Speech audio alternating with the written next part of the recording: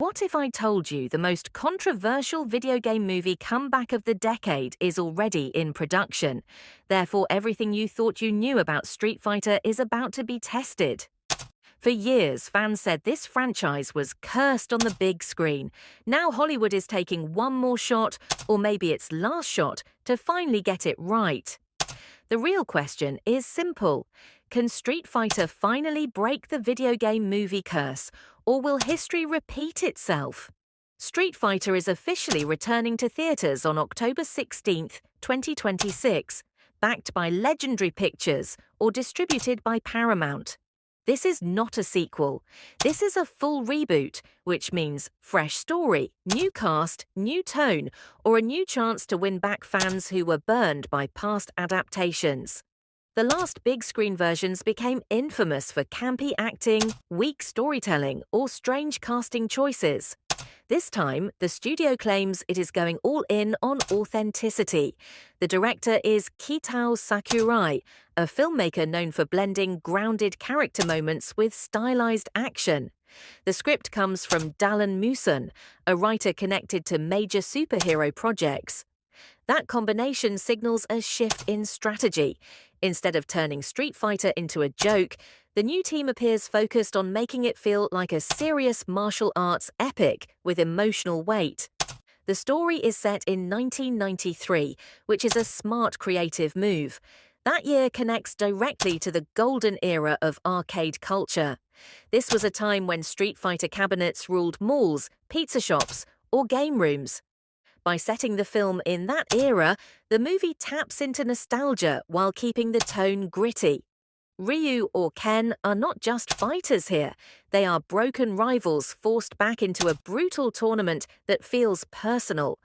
Andrew Koji steps into the role of Ryu, bringing real martial arts credibility. Koji built his reputation on physical roles that require discipline or emotional control.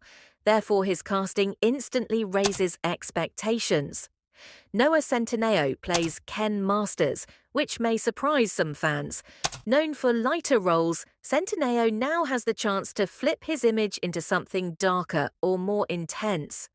Kalina Liang takes on Chun-Li, one of the most iconic female characters in gaming history. Early reports suggest this version of Chun-Li will be more grounded, more tactical, or more emotionally driven. This could finally give the character the respect past films failed to deliver. The villains alone make this cast feel unreal. Roman Reigns plays Akuma, a character defined by rage, power, or intimidation. David Dastmalchian becomes M. Bison, the dictator who has haunted this franchise for decades. Dastmalchian is known for creepy, intense performances.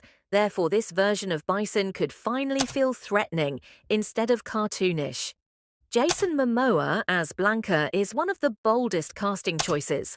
Momoa brings raw physical presence, which fits Blanca's savage energy. Vidyut Jamwal as Dalsim adds real-world martial arts skill. Curtis 50 Cent Jackson as Balrog introduces a heavyweight personality into a heavyweight role.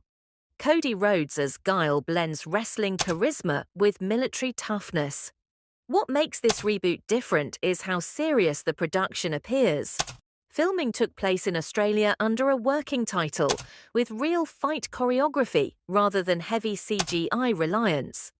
Insiders report practical stunts, grounded fight styles, or a tone closer to classic martial arts cinema rather than over-the-top superhero action. Behind the scenes, the project had a rocky road. The original directors dropped out to focus on another film, therefore Legendary had to pivot.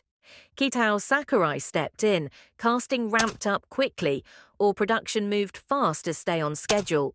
That kind of pressure can either break a movie or sharpen its focus. Another major change happened with distribution.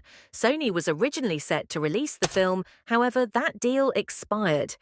Paramount stepped in, securing IMAX screens for the October 2026 release. IMAX tells you the studio is confident in large-scale action or visual spectacle. For gamers, this movie carries emotional weight. Street Fighter is not just a game. It is a cultural symbol. It shaped competitive gaming. It built esports foundations. It created characters recognized worldwide. Every failed movie adaptation hurt that legacy. This reboot is not just another movie. It is a test of whether Hollywood finally understands how to respect gaming culture. The premise hints at deeper drama. Ryu or Ken are not just fighting for trophies, they are fighting personal demons. Chun-Li brings mystery. The tournament hides a conspiracy. This setup suggests betrayal, hidden agendas, or moral choices that push characters beyond simple punches.